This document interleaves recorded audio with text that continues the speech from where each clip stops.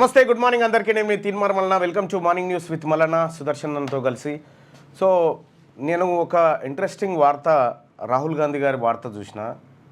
ఆయన ఏది ప్రైవేటీకరించడం వల్ల పేద వర్గాలకు ఉద్యోగాలు వస్తాయా అనేటువంటి ఒక ఇంట్రెస్టింగ్ వార్త ఒకటి కనిపించింది. రెండోది, ఇటీవల కాలంలో ఒక 15-20 రోజుల నుంచి కంచగచ్చిబౌలి భూములు 400 ఎకరాల పైన తీవ్రమైనటువంటి చర్చ తెలంగాణ రాష్ట్రంలో. ఏ ఇద్దరు కూర్చున్నా కూడా గచ్చిబౌలి భూములు 400 ఎకరాల భూముల్ని గత ప్రభుత్వం కొట్టేయాలని చూసిందని ఒక ఆయన, ఈ ప్రభుత్వం తాకట్టు పెట్టిందని ఒక ఆయన, వీళ్ళిద్దరు కలిసి ఇంకొకరికి అమ్మాలని చూసిరు అనేది ఒక ఆయన, ఇది యూనివర్సిటీ భూములు యూనివర్సిటీకి రిజిస్టర్ చేయాలని ఇంకొక వర్గం. ఇట్లా రకరకాల చర్చ తెలంగాణ రాష్ట్రంలో జరిగింది.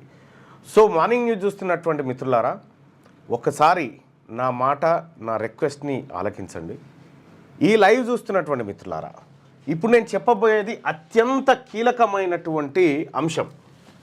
ఈ కీలకమైనటువంటి అంశం తెలిసిన తర్వాత మీకు చాలా భ్రమలు దొరుకుతాయి. కాబట్టి ఇది మీరే కాకుండా మిత్రులారా, మీరు ఎవరైతే లైవ్ చూస్తూ ఉన్నారో, ఈ లైవ్ చూసేటువంటి సోదరులందరూ కూడా దయచేసి దీన్ని మీ వాట్సాప్ గ్రూప్లలో షేర్ చేయండి. ఇప్పుడు నేను చెప్పబోయేటువంటి అత్యంత కీలకమైనటువంటి అంశం మీ గ్రామం గ్రూప్లలో షేర్ చేయండి, మీ ఫ్రెండ్స్ గ్రూప్లలో షేర్ చేయండి, మీ ఫేస్బుక్లో షేర్ చేయండి, ఎక్కడైనా షేర్ చేయండి. కానీ అత్యంత కీలకమైనటువంటి దాన్ని దయచేసి మీ ముందుకు తీసుకొస్తా ఉన్నా. నేను ఇది చెప్పడం కోసం అహోరాత్రి కూర్చొని రాసుకొని ఈ వ్యవహారం తీసుకొని వచ్చిన. దయచేసి ఈ విషయాన్ని ఎక్కువ మందికి చేరే విధంగా మీరు షేర్ చేయాల్సిందిగా మీ అందరినీ రిక్వెస్ట్ చేస్తా ఉన్నాను. కావాలంటే ఒక నిమిషం టైం తీసుకోండి. ఒక నిమిషం టైం తీసుకొని అయినా మీరు మీ గ్రూప్లలో షేర్ చేసి చెప్తే నేను విషయంలోకి వెళ్తా.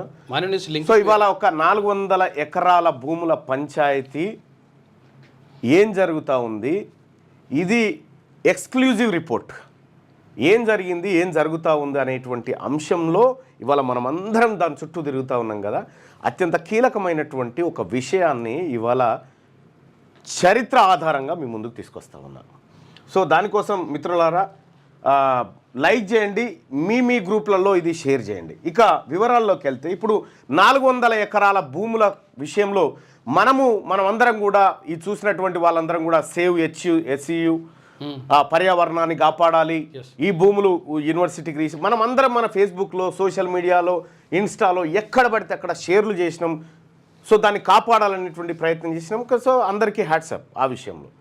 కానీ కేవలం 400 ఎకరాల భూములకు సంబంధించినటువంటి అంశం చుట్టూ మనము 10-15 రోజులుగా తిరుగుతూ ఉన్నాం కదా. ఒక్కసారి నేను చెప్పే లెక్కలు, నేను చెప్పేటువంటి అంశాలు గుండె నిబ్బరం చేసుకొని చూడండి. చాలా కీలకం. షేర్ చేయండి. ఒక్క నిమిషం టైం తీసుకున్నా సరే, ఒక్క నిమిషం టైం తీసుకున్నా సరే ఖచ్చితంగా షేర్ చేయండి. ఇది ఎక్కువ గ్రూప్లకు చేరాలి. నేను ఇప్పుడు 1948 సెప్టెంబర్ 17 నాటికి పోదాం ఒక్కసారి. అత్యంత కీలకమైనటువంటి విషయము, పదే చెప్తా ఉన్నా, అర్థం చేసుకోండి. 1948 సెప్టెంబర్ 17 నాటికి హైదరాబాద్ స్టేట్, రాష్ట్రం హైదరాబాద్ అంటే 17 నాడు విలీనమైంది, కానీ 16 నాటికే తీసుకోండి. 16 నాటికి హైదరాబాద్ సంస్థానం, హైదరాబాదులో తెలంగాణతో పాటు, ఈ ప్రస్తుతం ఉన్న తెలంగాణతో పాటు మరాఠ్వాడ, తర్వాత కర్ణాటకలోని కొన్ని ప్రాంతాలు ఇందులో విలీనమై ఉన్నాయి. సో ఆ ప్రాంతాలను తీసేయగా, అంటే ఆ ప్రాంతాలను కలుపుకుంటే తెలంగాణ రాష్ట్రంలో అప్పుడు హైదరాబాద్ స్టేట్లో 2,77,5,600 ఎకరాల భూమి ఉంది. ఎందుకంటే అప్పుడు బళ్ళారి ఉంది, కర్ణాటకలో బళ్ళారి ఉంది, ఇక్కడే ఉంది, తర్వాత ఇక్కడ ఔరంగాబాద్ దాకా ఉంది. 2,77,5,600 ఎకరాల భూమి అప్పుడు హైదరాబాద్ స్టేట్లో ఉండే. కంప్లీట్గా ఈ భూమికి ఓనర్ నిజాం. అయితే ఇటు మరఠ్వాడ ఆ తర్వాత కర్ణాటక ప్రాంతాలను తీసేసిన తర్వాత తెలంగాణ రాష్ట్రంలో ఉన్నటువంటి భూమి అవి రెండు తీసేసిన తర్వాత ఒక 1,70,00,000 ఎకరాలు అట్లా, అంటే రికార్డుల్లో ఉన్నటువంటి భూమి మాత్రమే, ఇంకా రికార్డులో లేనటువంటి భూమి. అలాగా ఇక్కడ నాటికి ఈ రోజు నాటికి నిజాం చేతిలో ఉన్నటువంటి భూమి ఎంత అంటే 40 లక్షల ఎకరాలు. అయ్యో మరి మొత్తం ఆయనదే అంటివి 40 లక్షల ఎకరాలు ఎట్లా మళ్ళన్నా అంటే ఇంకా ఇక్కడ ఉంది వేరే 1 కోటి ఎకరాల భూమి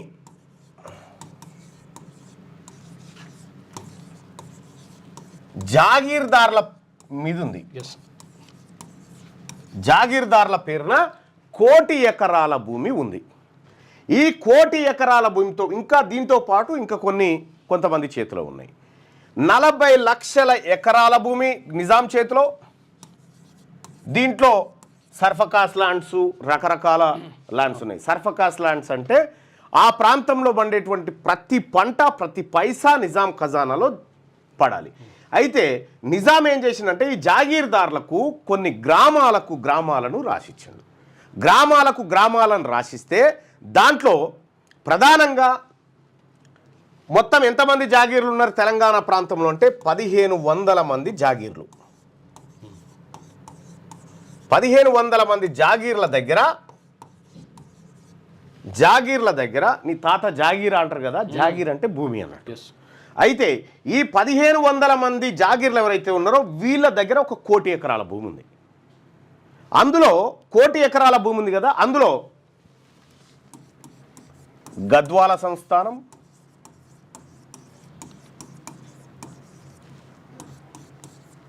ఆ తర్వాత ఇదేంది జూపల్లి కృష్ణారావు గారు మన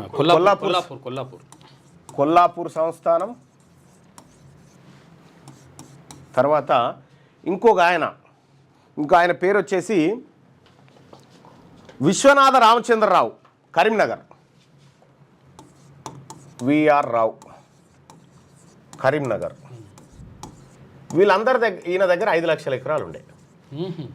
వీళ్ళ దగ్గర కొన్ని లక్షల ఎకరాలు.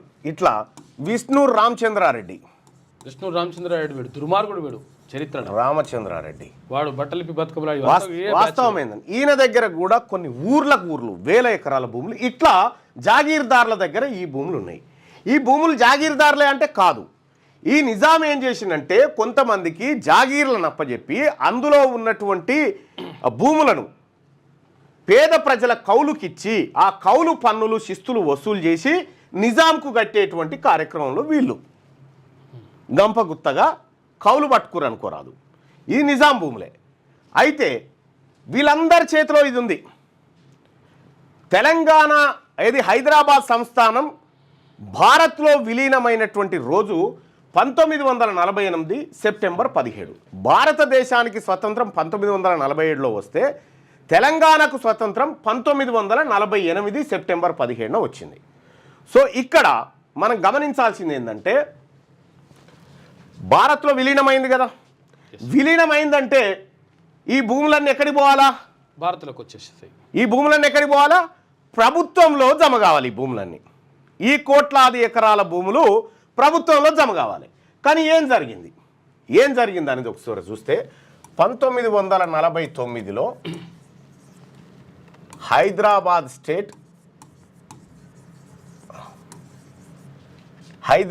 స్టేట్ జర షార్ట్కట్లో రాసిద్దాం. Hyderabad state Jagirdar demolition act అంటే జాగీర్దార్ వ్యవస్థను రద్దు చేసేటువంటి యాక్టు 1949లో ఇక్కడికి తీసుకొచ్చారు. అంటే ఏందన్నట్టు ఈ జాగీర్దార్ల చేతుల్లో ఉన్నటువంటి భూమి అంతా డిమాలిష్ అయిపోయి ప్రభుత్వం దగ్గరకు వచ్చి ఆ భూమిని పేద ప్రజలకు పంచాలి అనేది ఆ యాక్ట్లు చెప్పినటువంటి మాట.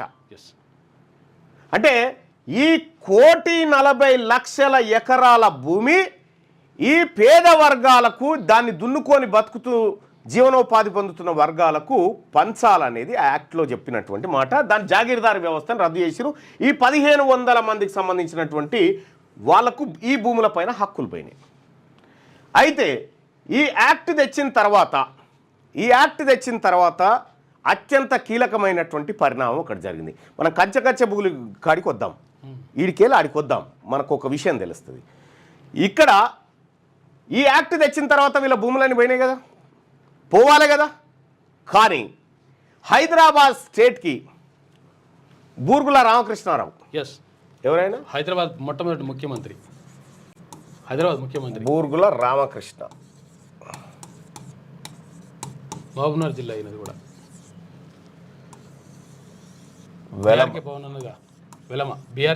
వెలమ సామాజిక వర్గానికి సంబంధించినటువంటి బూర్గుల రామకృష్ణారావు గారు వెలమ.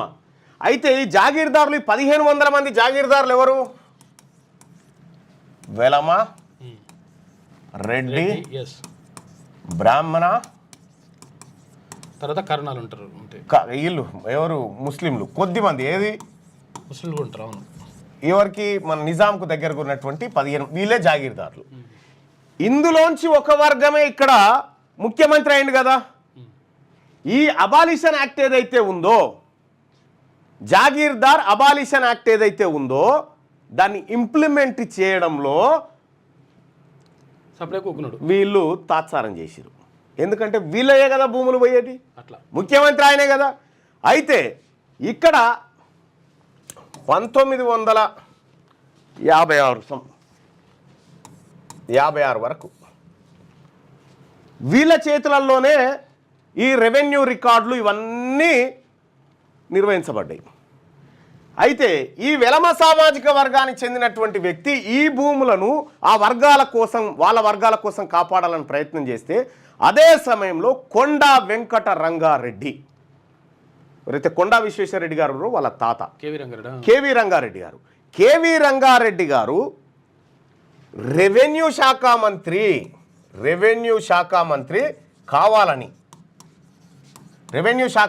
కావాలని కూసున్నాడు. ఎందుకు? వీళ్ళ వర్గాలకు ఆ భూములు దక్కుతా ఉన్నాయి, మా వర్గాలకి ఈ భూములు దక్కాలని కొండా వెంకట రంగారెడ్డి. ఇప్పుడు రంగారెడ్డి జిల్లా ఉన్నది కదా, ఆయన పేరు మీదనే, ఈ కొండా వెంకట రంగారెడ్డి పేరు మీద రంగారెడ్డి జిల్లా ఏర్పడ్డది. అయితే వీళ్ళిద్దరి మధ్య పంచాయతీ ఏం పంచాయతీ? బూర్గుల రామకృష్ణారావు గారికి ఇంగ్లీష్ వస్తుంది, ఈయనకు ఉర్దూ వస్తుంది. కాబట్టి నువ్వు రెవెన్యూ శాఖను నిర్వహించలేవు అని వీళ్ళిద్దరి మధ్య పేచీ నడుస్తుంది. పేచీ నడిస్తే చెన్నారెడ్డి గారు వెంకటరంగారెడ్డి గారిని ఇంగ్లీష్ నేర్చుకోమని చెప్తాడు వీళ్ళ అల్లుడు. అయితే నేను ఇతర శాఖలు నిర్వహిస్తున్నా కదా, దానికి అడ్డు రాని ఇంగ్లీషు దీనికే ఎందుకు అడ్డొచ్చింది అని వీళ్ళు యుద్ధానికి దిగుతారు. ఇది ఈ స్టోరీ సినిమా స్టోరీ కాదు ఇది. ఇగో శ్రీ కేవీ రంగారెడ్డి ద జెంటిల్మ్యాన్ అనేటువంటి పుస్తకంలో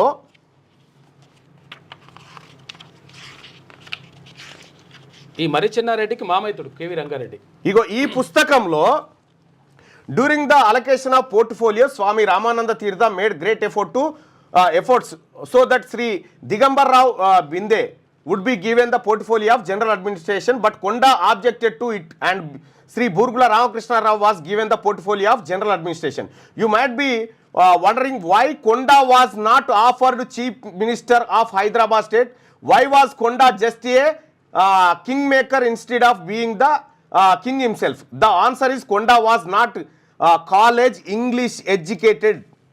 English inagradhan. Sri Burgula Ramakrishna Rao who graduated from the prestigious Ferguson College in Pune used to contribute articles in English ఇందులో రాసేది. అయితే కొండా who his entire education was in Urdu language ఇందులో చదివిండు. అయితే ఇక్కడ revenue minister కావడానికి ఈ సాకు చూపెట్టినప్పుడు కొండా వర్గం అంతా కలిసి రెవెన్యూ మినిస్టర్ సాధించుకుంటుంది. రెవెన్యూ మినిస్ట్రీ ఇది ప్రతిదీ ఆధారంతో పుస్తకాల్లో ఉన్నటువంటి ముఖ్యమంత్రి కూడా పనిచేసిండు కొండా వెంకట రంగారెడ్డి. ఇక్కడ 1956 నాటికి కొండా వెంకట రంగారెడ్డి రెవెన్యూ మినిస్టర్గా మారిన తర్వాత ఇందులో ఈయనది అయిపోయింది. ఇక నెక్స్ట్ ఈయన వచ్చిండు కదా. ఈయన వచ్చిన తర్వాత ఈయన చేసినటువంటి కార్యక్రమం 1955 చెప్పని ఏదో ఏందంటారు అది పహానీలు అంటారు కదా 1955, 56 పహానీలు అవి తయారు చేసింది ఈయన సారథ్యంలో తయారైంది ఇది. చేసాల్పా అని అంటే చేసాల్పా అని అంటారు. ఇది కొండా వెంకట రంగారెడ్డి గారు రెవెన్యూ మినిస్టర్గా ఉన్నప్పుడు తయారు చేసింది. సో ఇక్కడ వాస్తవానికి ఈ యాక్ట్ డిమాలిష్ అయిన తర్వాత ఏది జాగీర్దార్ వ్యవస్థ పోయిన తర్వాత ఈ భూములు ప్రజలకు రావాల్సి ఉంటే వీళ్ళిద్దరి మధ్యలో అధికార మార్పిడి జరిగి రెవెన్యూ వ్యవస్థను వీళ్ళ గుప్పిట్లో పెట్టుకొని ఇంప్లిమెంట్ కాకుండా తూతూ మంత్రంగా పేదోళ్ళకు పంచి మొత్తం వాళ్ళ గుప్పిట్లోనే పెట్టుకోరు. అప్పుడు వెలమల దగ్గర ఉన్నటువంటి భూములను రెడ్ల దగ్గరికి కొంత తెచ్చుకోగలిగారు. అక్కడి నుంచి 1956 నుండి 1970 వరకు రెవెన్యూ మినిస్టర్లు ఎవరయ్యా అంటే వీళ్ళే రెడ్లు. రెవెన్యూ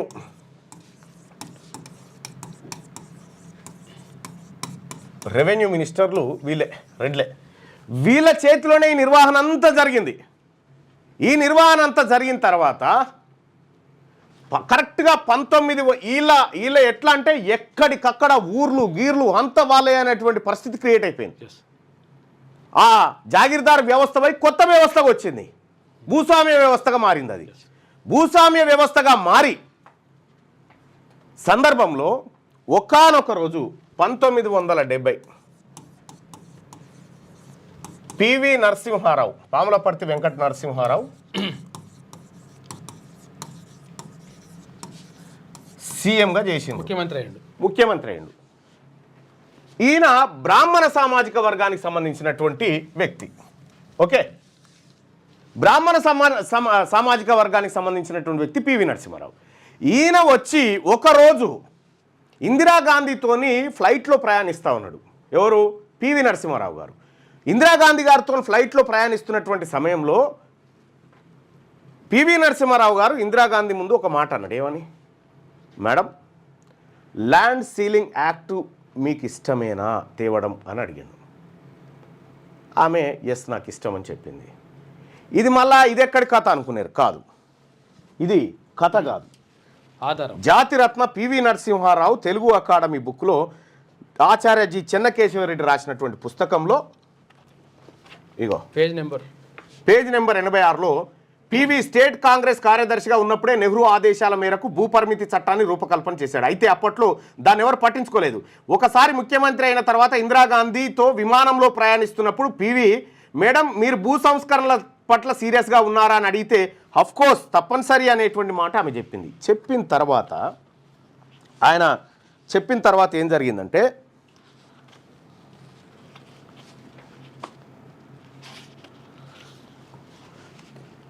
ఈయన ఇక మంత్రులంతా రెడ్లు ఉన్నారు కదా, మంత్రులు తర్వాత వెలమలు, వీళ్ళందరూ మంత్రులు రెడ్లు వెలమలు ఉన్నారు కదా.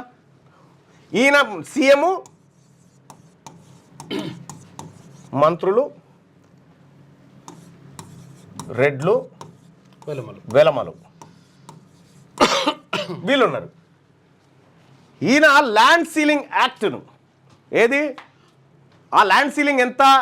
మీకు 1000 ఎకరాలు ఉంటే కుదరది, ఒక్కరి దగ్గర 54 ఎకరాల కంటే ఎక్కువ ఉండొద్దని చెప్పిండు. భూపరిమితి చట్టం ల్యాండ్ సీలింగ్ యాక్ట్ అనేటువంటిది పివి నరసింహారావు గారు తీసుకొచ్చారు.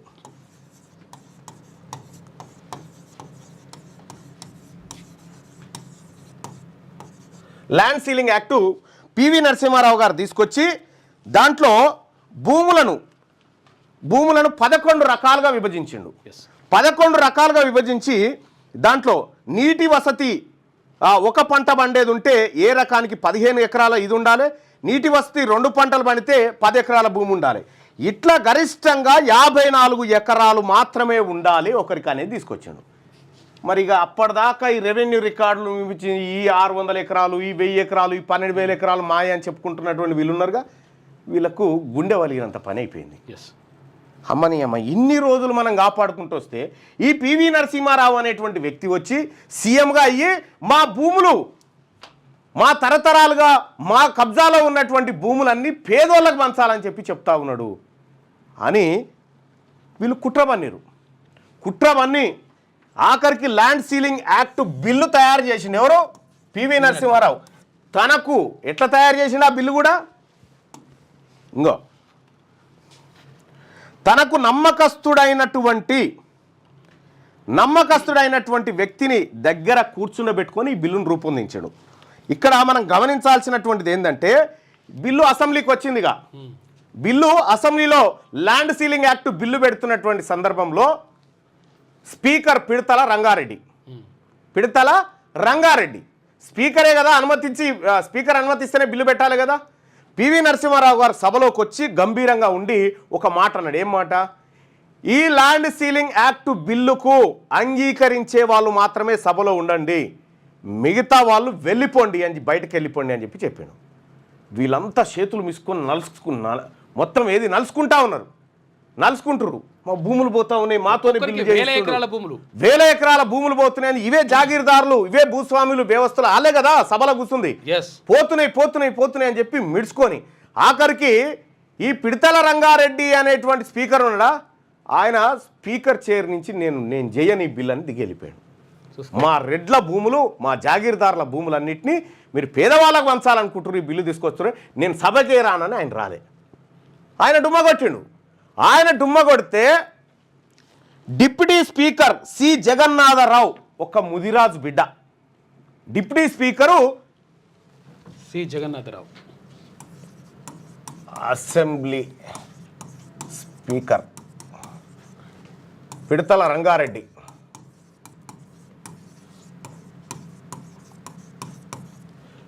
రంగారెడ్డి ఉండే డిప్యూటీ స్పీకర్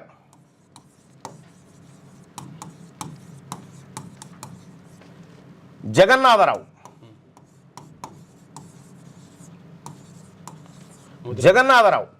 ఈయన ముదిరాజ్ సామాజిక వర్గానికి సంబంధించి ఈయనకు పాదాభివందనం చేయాలి.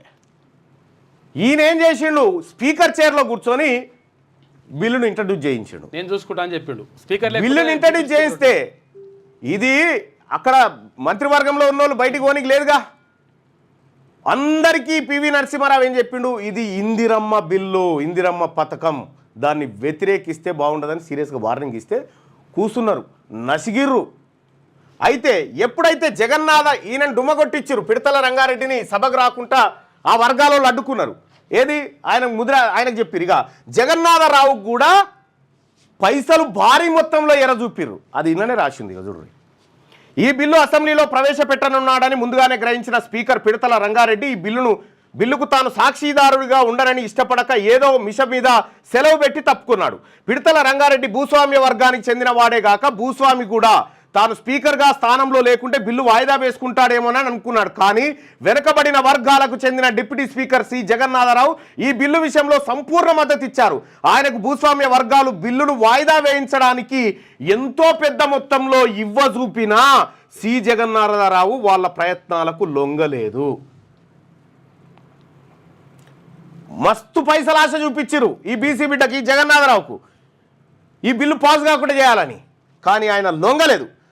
కాంగ్రెస్ పార్టీలోని ధనిక భూస్వామ్య వర్గాలు ఈ బిల్లును అడ్డుకోవడానికి తెర వెనుక లాబీ ఎంత చేయాలో అంత చేశారు. పివి నరసింహారావు ఒక నమ్మకస్తుడైన డిప్యూటీ కార్యదర్శి స్థాయి డ్రాఫ్ట్ మ్యాన్తో కలిసి బిల్లును చాలా పకడ్బందీగా రూపొందించడం జరిగింది. ఎంతో హోంవర్క్ చేశారు ఇద్దరు. పివి అసెంబ్లీ హాల్లోకి ప్రవేశించి గంభీరంగా గొంతు సవరించుకొని భూ సంస్కరణలను సమర్థించే వారంతా శాసనసభలో కూర్చోవచ్చు, మిగతా వారంతా వెళ్ళిపోవచ్చని స్పష్టంగా ప్రకటించాడు. భూస్వామ్య వర్గానికి చెందిన ఎమ్మెల్యేలు లేచి కేకలు పెట్టారు. మంత్రివర్గ సభ్యులంతా ఇది ఇందిరమ్మ పథకం అని నోరు మూసుకొని కూర్చున్నారు. కానీ భూస్వామ్య వర్గ మంత్రులకు లోపల ఇష్టం లేదు, కుత ఉడికిపోతున్నారు. అసెంబ్లీలో బిల్లు ప్రవేశపెట్టగానే వాళ్ళు కూడా సనగడం మొదలు పెట్టారు. సారవంతమైన వాటిని బట్టి కేటగిరీలుగా విభజించినటువంటి ఇది భూ సంస్కరణల బిల్లు పెట్టే టైంకి రెడ్లు దాన్ని అడ్డుకోవడానికి పిడతల రంగారెడ్డి తప్పించుకొని పోయిండు. ఈ బిల్లును ప్రవేశపెడితే ఎట్లా అని చెప్పి జగన్నాథరావుకు భారీగా డబ్బులు ఎరచూయించారు. ఈ రకంగా బిల్లు వచ్చేసింది. మొత్తానికి బిల్లు వచ్చిన తర్వాత వీళ్ళు ఏం చేసిరు? మనకు పాట ఉంటుంది, నూటికి ఏదో కుక్క పేరునా నక్క పేరునా లెక్కలు రాసి దోచుకున్నారనేటువంటి ఒక పాట ఉంటుంది. అదేం పాట? ఆర్ నారాయణమూర్తిదో ఏదో దాసరి నారాయణరావుదో ఒక సినిమాలో ఉంటుంది. ఆ కుక్క పేరునా నక్క పేరునా ఇక్కడ ఎంటర్ అయినాయి. అవి ఏమని? ఈ 54 ఎకరాల కంటే ఎక్కువ ఉండొద్దంటే ఏం చేసిరు? ఇంట్లో పని ఉన్న పేరు మీద వీళ్ళకు కూడా తెలియదు ఆ భూములు ఉన్న సంగతి. వీళ్ళ పేరు మీద వాళ్ళ పేరు మీద చేసి పేదవాళ్ళకి వంచకుండా మళ్ళీ వీళ్ళ చుట్టే తింపుకొని అట్లా చేసిరు. ఈ ఏదైతే ల్యాండ్ సీలింగ్ యాక్ట్ ఉందో ఈ ల్యాండ్ సీలింగ్ యాక్ట్ని అట్లా దెబ్బ కొట్టిరు వీళ్ళే. కొట్టిన తర్వాత ఈ దెబ్బ కొట్టిన తర్వాత ఇప్పుడు నిజాం దగ్గర ఉన్న 40 లక్షల ఎకరాలు, వీళ్ళ చేతిలో ఉన్న 1 కోటి ఎకరాలు, ఇది వాస్తవానికి పేదవాళ్ళకి దక్కాల్సిన భూమి. దక్కకుండా ఎన్ని రకాలుగా ల్యాండ్ సీలింగ్ యాక్ట్ దాకా తీసుకొచ్చిన చూడండి. ఆ తర్వాత వీళ్ళు ఈ అన్యాయం చేస్తున్నారని చెప్పి పివి నరసింహారావు గారు మా భూములు గుంజుకున్నాడని శకబెట్టి ఈయనని సీఎం పదవి నుంచి దించేసారు. వీళ్ళే ఈ రెడ్లు వెలమలు కలిసి పివి నరసింహారావు గారిని పదవి నుంచి దించేసారు. మీకు ఒకటి తెలుసో లేదో, పివి నరసింహారావు గారు చనిపోతే కేసీఆర్ గారు పోలే, కానీ పివి నరసింహారావు గారి కూతుర్ని ఎమ్మెల్సీని చేసిండు. సో వాళ్లకు పివి కుటుంబం పైన, బ్రాహ్మణ సామాజిక వర్గం పైన, ఈ 2 వర్గాలకు అత్యంత కోపం ఉంటుంది. వాస్తవానికి పేద వర్గాలకు భూమి అందాలని ఆలోచన చేసింది పివి నరసింహారావు గారు, బ్రాహ్మణుడు అయ్యండి. ఆయన చేయడమే కాదు, ఆయనకున్న 500 ఎకరాల భూమిని పంచిండు పేదోళ్లకు. ఈ రకంగా పంచితే ఈ రెడ్లు వెలమలు కలిసి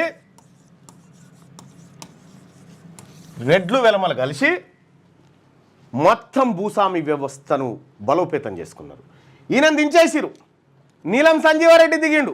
అంతకంటే ముందు నీలం సంజీవారెడ్డి, చెన్నారెడ్డి, కొండ వెంకటరంగారెడ్డి వీళ్ళందరూ కలిసి భూ రికార్డులన్నీ తమ దగ్గర పెట్టుకొని మొత్తం ఆడిందే ఆట పాడిందే పాట ఇవాల్టికి జరుగుతూ ఉంది. ఈ నిజాం దగ్గర ఉన్నటువంటి 40 లక్షల ఎకరాలలో ఇప్పుడు హైదరాబాద్ సెంట్రల్ యూనివర్సిటీ భూమి ఉందా 2324 ఎకరాలు ఏముంటుంది. ఇది నిజాం దగ్గర ఉన్నటువంటి భూములలోంచి ఇచ్చింది. నిజాం దగ్గర ఉన్నటువంటి భూములలోంచి ఇస్తే దీంట్లో ఇప్పుడు 400 ఎకరాల భూమి పంచాయతీ చుట్టూ మనం తిరుగుతూ ఉన్నాం. 400 ఎకరాల చుట్టూ మనం తిరుగుతూ ఉన్నాం. ఇది కాకుండా మరి మిగతా భూములన్నీ ఏమైపోయినాయి? 40 లక్షల ఎకరాల భూములు ఏమైపోయినాయి? 40 లక్షల ఎకరాల భూములు ఏమైపోయినాయంటే 1956 నుంచి 70 వరకు రెవెన్యూ మినిస్టర్లు కొండ వెంకటరంగారెడ్డి, నీలం సంజీవారెడ్డి, కాసు బ్రహ్మానందరెడ్డి ఈ రెడ్ల చేతుల్లో ఉన్నటువంటి. ఇక ఈ భూముల సంగతి ఒకసారి చూస్తే ఏపీ ఇండస్ట్రియల్ ఇన్ఫ్రాస్ట్రక్చర్ లిమిటెడ్ ఉంది కదా, దానికి 27,000 ఎకరాలు కేటాయించారు ఇప్పటి వరకు. దాంతోపాటు 3 లక్షల ఎకరాలు ఇండస్ట్రీల కోసం అందుబాటులో ఉందని 2014లో ముఖ్యమంత్రి అయినటువంటి కేసీఆర్ గారే నిండు సభలో చెప్పినటువంటి మాట ఇది. ఇట్లా తెలంగాణ రాష్ట్రంలో ఉన్నటువంటి భూములు ఈ ఎటువైన 40 లక్షల ఎకరాలు అంటే Ramanaidu studio, Padmalaya studio, Annapurna studio, ఇట్లా ఈ సినీ స్టూడియోలకు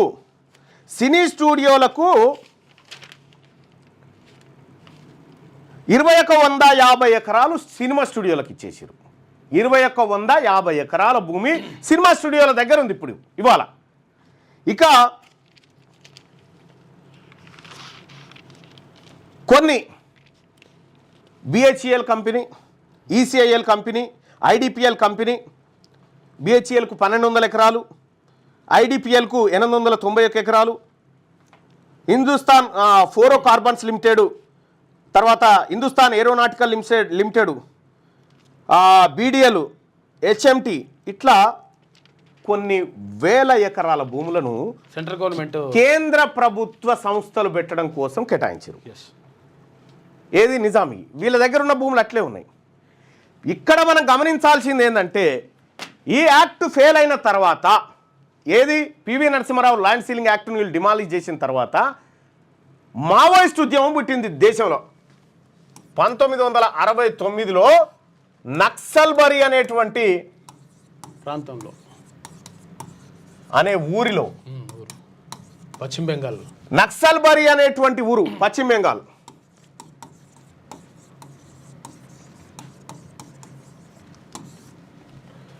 పవన్ కళ్యాణ్ గారు ఒక సినిమాలో ఉంటుంది చూసినావా, ఇది ఒక డైలాగ్, చారు మజుందార్ రాయల్ బెంగాల్ టైగర్ అని చెప్పి చెప్తా ఉంటాడు చూసినావా. ఆ డైలాగ్ మీరు అది ఎక్కడ ఉందేమో చూసుకోర్రి. ఈ నక్సల్బరీ ఉద్యమాన్ని ప్రారంభించింది చారు మజుందార్. చారు మజుందార్ అనేటువంటి వ్యక్తి ఈ ఉద్యమాన్ని ప్రారంభిస్తే ఇది రెడ్ కారిడార్ పేరు మీద ఇక్కడ ఒడిస్సా, బీహారు, ఆంధ్రప్రదేశ్, తెలంగాణ ప్రాంతం, జార్ఖండ్, మహారాష్ట్రలో కొంత ప్రాంతం ఇక్కడికి విస్తరించింది. ఈ 1970 వరకు ఏదైతే భూ సంస్కరణల యాక్ట్ వచ్చిందో వచ్చిన తర్వాత దానికి ఇంకొక కారణం కూడా ఉంది. ఈ భూ సంస్కరణలు రావడానికి కూడా 1969లో తెలంగాణ ఉద్యమం జరిగి మా నీళ్లు మా నిధులు మా భూమి అంటారు కదా అని చెప్పి సంస్కరణలు తీసుకొచ్చారు. ఎందుకు? ఈ రెడ్లు ఈ వెలమలు చేసినటువంటి బాధకే ఈ ప్రజల నుంచి డిమాండ్ వచ్చింది. అయితే గమ్మత్ ఏంటంటే ఈ ఉద్యమం తెలంగాణలోకి వచ్చిన తర్వాత సాయుధ రైతాంగ పోరాటం స్టార్ట్ అయింది. నక్సలైట్ ఉద్యమం వచ్చింది. సిపిఐఎంఎల్ మావోయిస్టు ఏది ఎంఎల్ అంటే మార్కిస్ట్ అండ్ లెనినిస్టు సిపిఐఎంఎల్ పుట్టింది. దాని తర్వాత మావోయిస్ట్ పార్టీగా అన్నీ అవతరించినాయి. జనశక్తి, గినశక్తి, అప్పుడు దళాలు ఉండేవి ఇక్కడ అన్ని. వీళ్ళందరూ ఏం చేశారంటే ఈ ఊర్ల పంటి 100 ఎకరాల భూములు ఉన్నటువంటి దొరలు, భూస్వాములు ఉన్నారు కదా, వాళ్ళకు తుపాకీ పెట్టిరు. వాళ్ళకు తుపాకీ పెట్టి భూములలో ఎర్రజెండాలు బాతిరు. ఎర్రజెండాలు బాతితే అన్నల భయానికి వీళ్ళందరూ కూడా ఈ దొరలు, భూస్వాములు, పెత్తందారులంతా పట్నాలలో వచ్చి పడ్డారు. పట్నాలలో వచ్చి పడితే అన్నలు ఏం చేసిరంటే, వాడు పారిపోయిన రా, ఈ భూమిని దున్నుకొని బతకని చెప్పిండు. దున్నుకొని బతకని చెప్తే వాళ్ళు ప్రజలు గంతులేసి నిజంగా మాకు అన్నలు భూమి ఇప్పించారని దున్నుకొని కొన్ని దశాబ్దాల పాటు దున్నుకొని బతికిరు. బతికిన తర్వాత కరెక్ట్గా 2014లో అప్పుడు 1969లో తెలంగాణ ఉద్యమం ఎవరి బాధల వల్ల పుట్టింది? ఈ రెడ్లు వెలమల బాధల వల్లనే తెలంగాణ ఉద్యమం పుట్టింది. ఆ తర్వాత కమ్మవారు ఎంటర్ అయ్యారు. ఎవరు? 1983లో కమ్మవారు ఎంటర్ అయ్యి వీళ్ళు మరో భూస్వామ్య వ్యవస్థగా మారిపోయారు. అంటే అధికారం వచ్చినటువంటి పరిస్థితిలో వీళ్ళు కూడా ఎంటర్ అయిపోయారు. ఇక్కడ కమ్మ, వెలమ, రెడ్లు, తర్వాత కొంతమంది ముస్లింలు, కొంతమంది బ్రాహ్మణులు, వీళ్ళందరి వ్యవస్థ చుట్టూ ఎట్లా తిరిగిందో చూడండి. ఇక్కడ 1983లో వాళ్ళు వచ్చారు. ఆ తర్వాత నక్సలైట్ ఉద్యమం తీవ్రమైన తర్వాత మనము ఇక్కడ నక్సలైట్లు అందరు నిలగొట్టిన తర్వాత భూములు దున్నుకొని బతున్నాం కదా. అయితే ఈ నక్సలైట్లు చేసిన పొరపాటు, మావోయిస్టులు చేసిన పొరపాటు ఏంటంటే వానికి తుపాకీ పెట్టి దొరని ఆడికే నిలగొట్టిరు. ఎల్లగొడితే ఈ దొర ఏం చేసిండు, అరే ఎట్లాగో నువ్వే దున్నుకొని బతున్నావు కదరా, కాగితం కట్టర్ రాసుకుందాం రా అని చెప్పిండు. కాగితం కట్టర్ రాసుకుందాం రా అనగానే తెల్ల కాగితం ఇదిగో ఈ భూమి నువ్వు దున్నుకో అనగానే వాడు కష్టం చేసి కాళ్ళ కడాలు ఏమున్నాయి ఇంట్లో చెంబు తపాలి అమ్మి దొరకు కట్టిన పైసలు. ఆ దొర పైసలు తీసుకొచ్చి హైదరాబాద్లో ఈ జాగీర్దారులు హైదరాబాద్లో రియల్ ఎస్టేట్ దందాలు చేసి వేరే మార్గాల వైపు డబ్బును తరలించారు. 100 కోట్లు సంపాదించారు. భూమి ఆనే ఉందిగా. మరి ఆ రికార్డులలో ఏముంది? కొండా వెంకట రంగారెడ్డి గారు సృష్టించినటువంటి అనుభవదారుడి కాలం.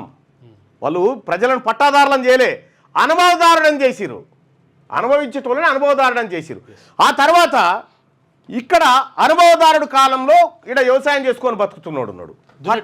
పట్టదారుడు ఎవడు? మళ్ళా ఈ పట్టణంలో ఉన్న దొరనే. పట్టదారుడు కాలంలో దొర పేరే ఉంటుంది, దున్నుకొని బతికే కాడ ఆయన పేరు ఉంటుంది. పహానీలలో ల్యాండ్ రికార్డ్స్లో 2014లో కేసీఆర్ రాగానే ఏం చేసిందంటే అనుభవదారుడి కాలాన్ని డిలీట్ చేసేసిండు. అనుభవదారుడి కాలాన్ని డిలీట్ చేయడంతో హైదరాబాద్లో ఉన్నటువంటి దొరలు, రెడ్లు, భూస్వాములంతా ఇది మా భూమి అని మళ్ళీ దిగిరు. ఒకవేళ ఈ పేదవాడు కోర్టుకు పోయిండనుకో, కోర్టుకు పోయకంటే ముందు ఈయన ఏం చేసిండు, రైతు బంధు అనేది తెచ్చిండు. రైతు బంధు తెచ్చి వీళ్ళ భూములను ఈ పట్టాదారుడికే భూమి పైసలు అని చెప్పి వాళ్ళ భూములను లీగలైజ్ చేసేసిండు గవర్నమెంట్. ఈ దొర హైకోర్టుకు పోయి ఇగో రాష్ట్ర ప్రభుత్వమే గుర్తించి నాకు రైతు బంధు కూడా ఇచ్చింది సార్ అని చెప్పి చూపించింది. ఇక్కడ అనుభవదారుడి కాలంలో ఉన్నటువంటి ఈయన తెల్ల కాగితం పట్టుకొని పోతే తెల్ల కాగితాలు జల్లే అని చెప్పిండు. దానికి ప్రజలంతా లొల్లి పెడితే ఏం చేసిండు కేసీఆర్ గారు, సాదా బైనామా రెగ్యులరైజేషన్ అని పెట్టిండు. సాదా బైనామా నువ్వు దున్నుకొని బతున్నా అంటున్నావు, ఈ భూమి నీ పేరు మీద పట్ట కావాలంటున్నావు కదా, నీకు పట్ట కావాలంటే నీకు ఇచ్చిన దొర దగ్గరికి పోయి సంతకం పెట్టించుకురాపో అని చెప్పిండు. మళ్ళా ఆ దొర దగ్గరికి పోతే సంతకం పైసలు లేకపోతే సగం భూమి ఇట్లా మళ్ళా కొట్టేసిరు. ఇట్లా కొట్టేస్తే ఇవాళ తెలంగాణ రాష్ట్రంలో పేద వర్గాల చేతికి రావాల్సిన 1,40,00,000 ఎకరాల భూముల్లో ఎవరి చేతిలో ఉన్నాయి ఇవాళ? అది మళ్ళీ ఒక ఎపిసోడ్లో చెప్తా, ఎవరి దగ్గర ఎంత ఉన్నాయి ఏం కథ అనేది. ఇట్లా ఈ పేద వర్గాలకు రావాల్సిన 1,40,00,000 ఎకరాల భూమి ఇగో ఇట్లా ఇట్లా దొంగతనంగా పోతే ఇది ఇడిచిపెట్టి 400 ఎకరాల భూమి కాడ మనం పంచాయతీకి దిగుతా ఉన్నాం. ఇప్పుడు తేలాల్సింది ఇది కదా.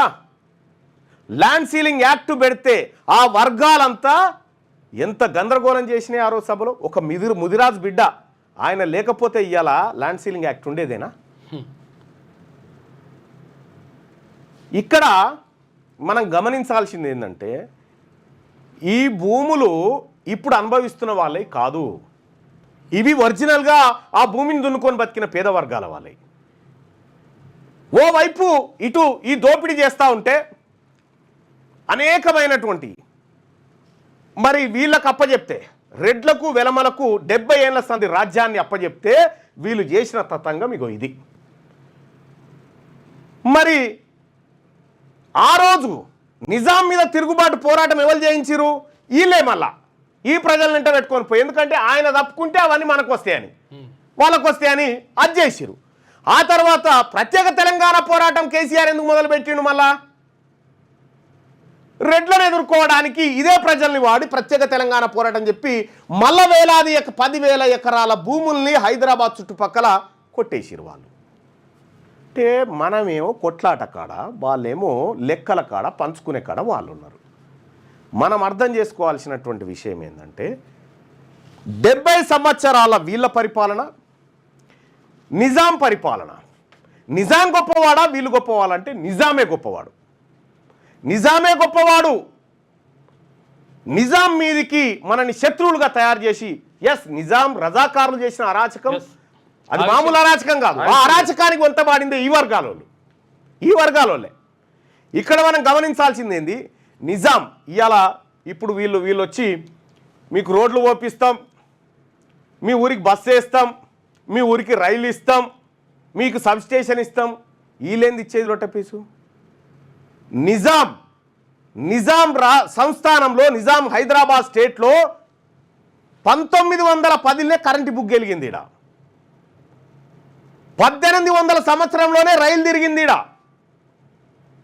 నిజాం సాగర్ ప్రాజెక్టు వెనకట్నే కట్టిర్రు. అది ఎన్ని కంపెనీలు నిజాం పెట్టినటువంటి కంపెనీలు ఒక్కసారి ఆ లెక్క చూడ్రి. వీళ్ళు మనకు చేసింది ఏం లేదు సుమా, వీళ్ళు మనకు చేసింది ఏం లేదు.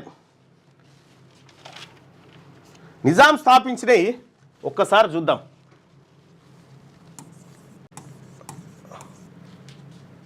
నిజాం నిజాం స్టేట్ పరిశ్రమలు చూస్తే 3 దశల్లో పరిశ్రమల్ని తీసుకొచ్చిండు ఆయన. ఎవరు? నిజాం. మొదటి దశ 1870 నుండి 1919 వరకు మొదటి దశ. ఇది మొదటి దశ. నిజాం తీసుకొచ్చిన కంపెనీలు ఈ పేద వర్గాల బ్రతకడం కోసం నిజాం తీసుకొచ్చినటువంటి కంపెనీలను ఒక్కసారి చూస్తే అప్పటికి 121 పరిశ్రమలు స్థాపించిండు. ఈ మధ్య కాలంలో 121 పరిశ్రమలు స్థాపించిండు. రెండో దశ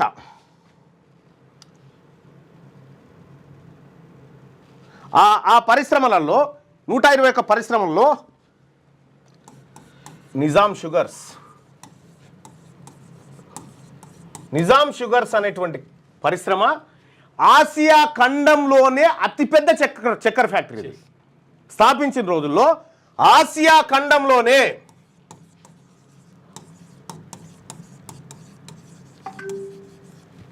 అతిపెద్దది ఇది. ఏది? నిజాం షుగర్స్. ఇక రెండోది ప్రాగా టూల్స్, మూడోది సర్ సిల్క్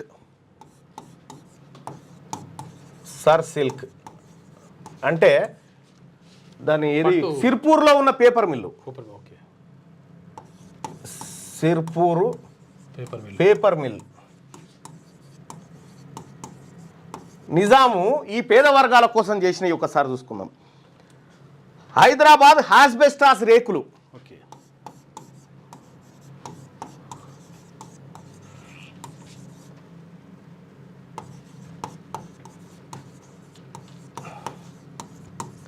రేకులు.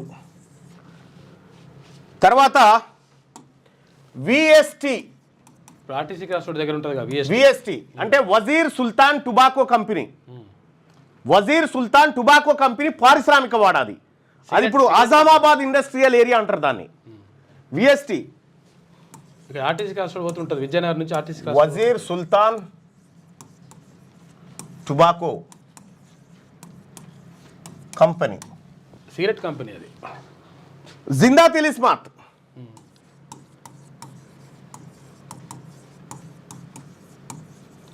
జిందా తిలిస్మాత్ గీనే ఉంటుంది. ఈడేడా ఈ నాచార ఏది మన ఈ రామంతపూర్ అంబేద్కర్ ఏది అంబర్పేట ఆ ఏరియాల్లో జిందా తిలిస్మాత్ సర్వరోగ నివారణ. అది అది వేసుకుంటే సర్ది, దగ్గు, నొప్పి అన్ని పోతాయి. అగో అటువంటి జిందా తిలిస్మాత్ పరిశ్రమ ఆ కాలంలోనే వచ్చింది. ఆజంజాహి మిల్స్, ఇది బట్టల మిల్లు వరంగల్లో ఉంటుంది. 10,000 మంది కార్మికులు, ఇలా 10,000 మంది కార్మికులు. హైదరాబాద్ స్టేట్ బ్యాంక్, ఇక వీళ్ళు బ్యాంకులు తెస్తారు. హైదరాబాద్ స్టేట్ బ్యాంకు ఈ సంస్థానానికి, ఈ దేశానికి అప్పుడు సపరేట్ దేశం కదా మనది. హైదరాబాద్ స్టేట్ బ్యాంక్ 1941లోనే మన కాడ బ్యాంక్ పెట్టిండు. ఎవరు? నిజాం. Hyderabad state bank. అయితే 1869లోనే ఒక బ్రాంచ్ ఉంది, బెంగాల్ బ్రాంచ్. ఇది ఆ బ్యాంకు ఫస్ట్ బ్యాంకు. తర్వాత 1918లో టాటా ఇండస్ట్రియల్ ఫైనాన్స్ బ్యాంక్ పెట్టిండు. ఆ తర్వాత డిబిఆర్ మిల్స్,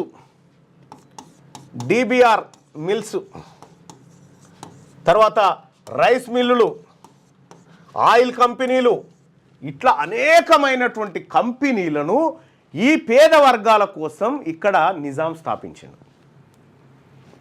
ఈ అజంజాయి మిల్లు పోయింది, స్టేట్ బ్యాంక్ ఆఫ్ హైదరాబాద్ పోయింది, అందులో విలీనం అయిపోయింది. ఈ డిబిఆర్ మిల్లు పోయింది. ఇవన్నీ పోయినాయి. ఇవన్నిటిని మింగేసి వీటిని ఈ భూములన్నీ కాయిలాబడ్డ సంస్థల కిందకి తీసుకొచ్చి కొట్టేసి రగ్వక్ సగ్వక్. ఇక్కడ జూబ్లీ హిల్స్లో అపోలో ఆసుపత్రి ఉందిగా, అపోలో ఆసుపత్రికి 20-25 ఎకరాలు ఇచ్చినట్టు. ఎంత దాని ధర? 50 రూపాయలకు గజం. గజం కాదు, ఎకరానికి 50 రూపాయలు రెంట్, 100 ఏళ్ళు. ఎకరా అవును, మేబీ సబ్జెక్టు కరెక్ట్. అయితే ఇట్లా ఏమని చెప్పారంటే వాళ్ళు పేదలకు మేము వైద్యం అందిస్తాము ఫ్రీగా అని చెప్పారు. మొదటి దశలో నిజాంలు తీసుకొచ్చినటువంటి ఇవైతే. ఇక రెండో దశ చూద్దాం.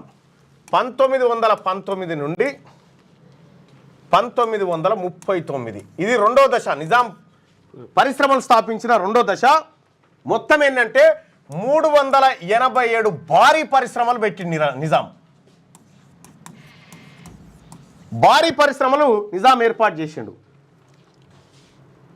ఏర్పాటు చేస్తే వాటిని ఖతం చేసిరు. ఇట్లా నిజాము ఈ పేద వర్గాలకు ఇండస్ట్రియల్లో ఉద్యోగాలు, కార్మికులకు ఉపాధి అవకాశాలు కల్పించిండు. ఆయనకు దక్కాల్సినటువంటి భూమి దక్కకుండా అప్పర్ క్యాస్ట్ వాళ్ళు కొట్టుకపోయారు.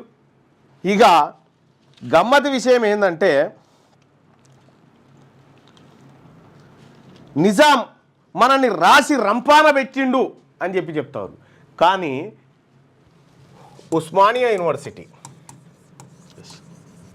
ఉస్మానియా హాస్పిటల్, నిజాం కాలేజ్, ఆ తర్వాత Osmania hospital, city college, city college,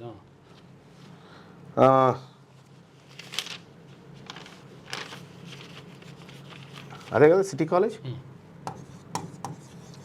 city college, Osmania ఆ హాస్పిటల్, తర్వాత ఇట్లా అనేకమైనటువంటి విద్యా సంస్థల్ని పెట్టి విద్య కోసం ఒకవైపు పాటుపడ్డాడు, ఇండస్ట్రీలు పెట్టి ఈ పేద వర్గాలను ఆదుకోవాలని ప్రయత్నం చేసిండు. సో నిజాం పరిపాలన 1948 సెప్టెంబర్ 17 నాటికి తెలంగాణ ప్రజలారా మన నెత్తి మీద ₹1 అప్పు పెట్టలే నిజాం. ₹1 అప్పు పెట్టకపోగా ఈ 1,40,00,000 ఎకరాల భూములు, ఈ కంపెనీలు, ఇవన్నీ నిజాం తీసుకొచ్చినటువంటి, నిజాం మనకిచ్చిపోయినటువంటి సంపద. ఉస్మానియా హాస్పిటల్ తర్వాత ఇక్కడ ఇప్పుడు హైకోర్టు, ఇప్పుడు అసెంబ్లీ, అవన్నీ కూడా అప్పుడు నిజాం కట్టించినాయి. నిజాం హయాంలో Allwyn company, Nizam sugars, Allwyn company 1990 దాకా బాగా నడిచిన ఈ కంపెనీలన్నీ. అది కానీ హిందుస్థాన్ ఏరోనాటిక్స్ లిమిటెడ్ కానీ, ఐడిపిఎల్ కానీ, ఇవన్నీ కేంద్ర ప్రభుత్వ సంస్థలు ఉన్నాయి కొన్ని. ఈ కేంద్ర ప్రభుత్వ సంస్థలు ఇక్కడ జరిగినటువంటి కుట్ర చూడరు ఎంత బాగుందో. కేంద్ర ప్రభుత్వం ఏం చేసిందంటే ఇక్కడ అనేకమైనటువంటి సంస్థలు పెట్టింది.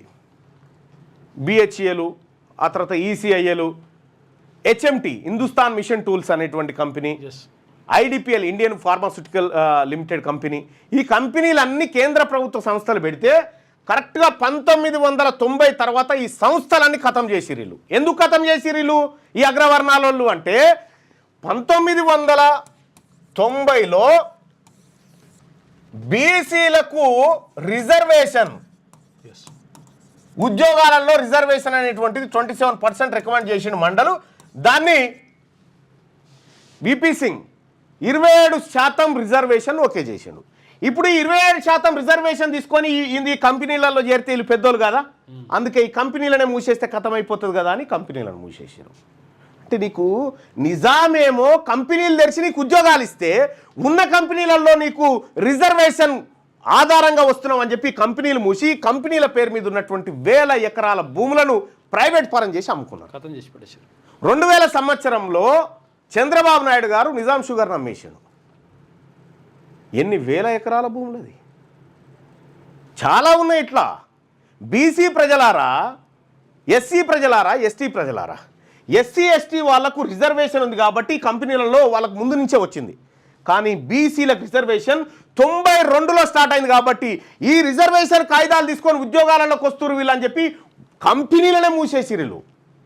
అంటే నీళ్ళు తాగటానికి వస్తే కుండ వాళ్ళకు వచ్చినట్టుగా కంపెనీలనే ఖతం చేసిరు. మీకు ఒక విషయం చెప్తా, ఈ ఐడిపిఎల్ అనేటువంటి కంపెనీ ఉంది కదా, ఈ ఐడిపిఎల్ అనేటువంటి కంపెనీల్లో కల్లెం అంజిరెడ్డి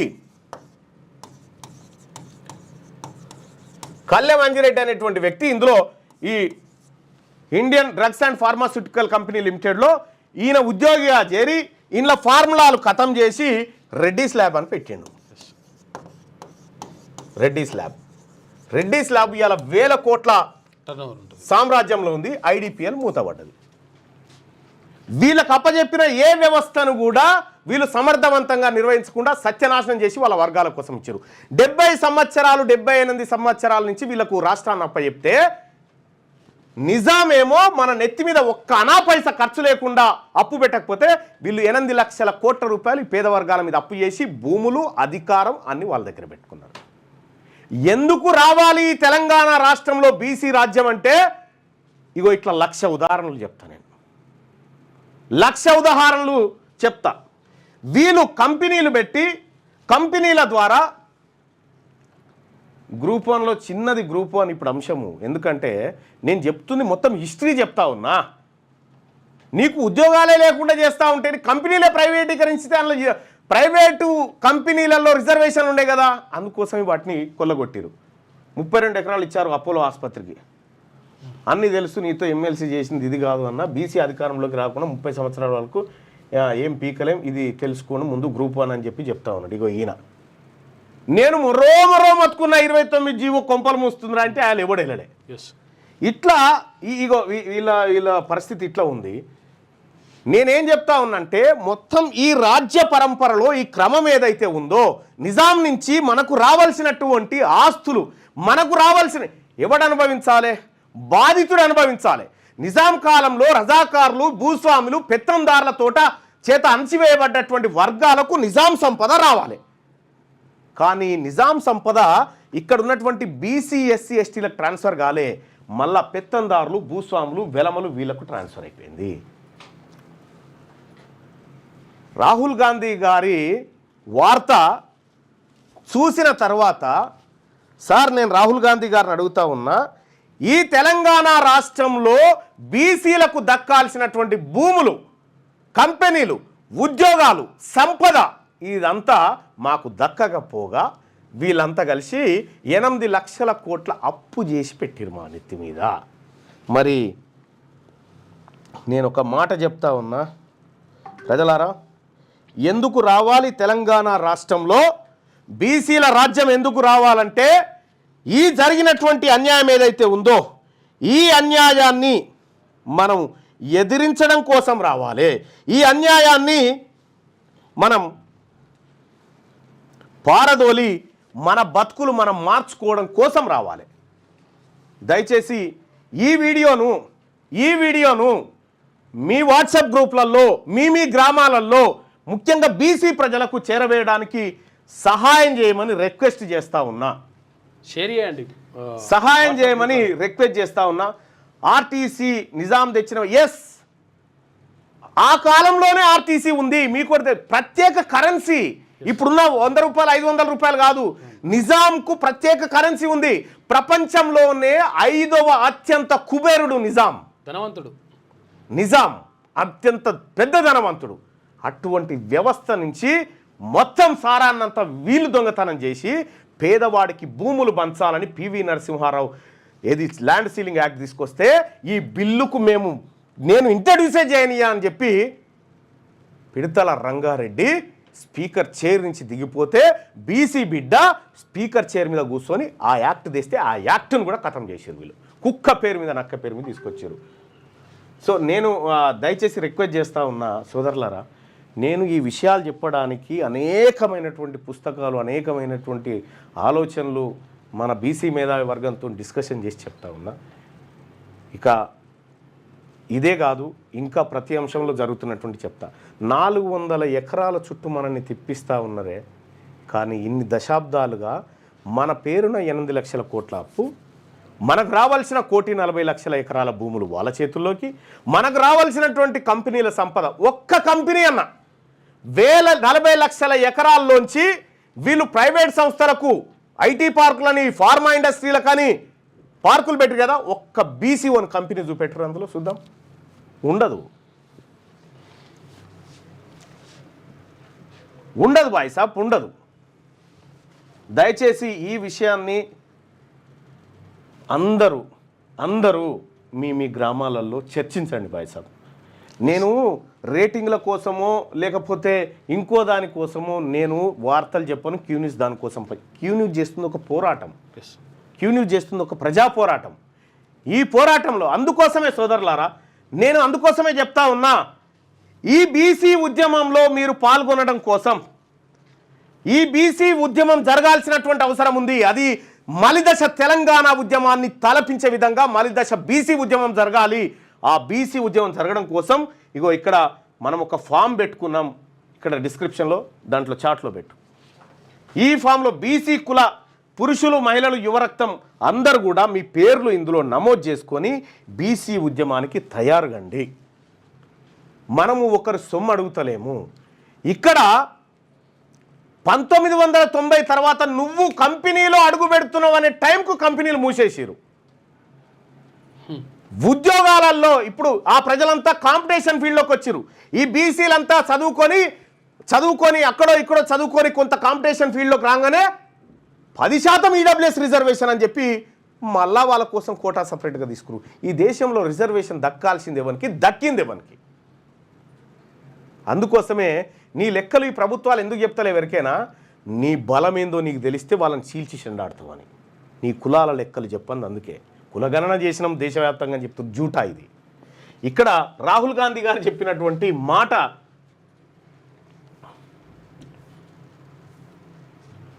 ఇగో, పెద్ద పెద్ద కార్పొరేట్లకు మేలుతో యువతకు ఉద్యోగాలు వస్తాయా?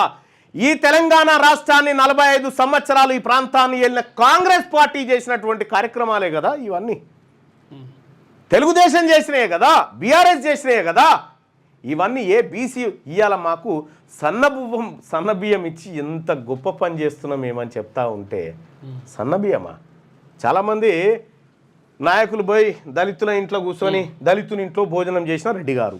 నేను చెప్తా ఉన్నా, ఈ నాయకులకు చెప్తా ఉన్నా, మీరు ఆలింట్లో పోయి కూర్చొని తినడు కాదు, ఈ దళిత బిడ్డలను, ఈ గిరిజన బిడ్డలను, ఈ పేద వర్గాల ఎంబీసీ బీసీ బిడ్డలను మీ డైనింగ్ టేబుల్ మీద కూర్చొని తినబెట్టరు.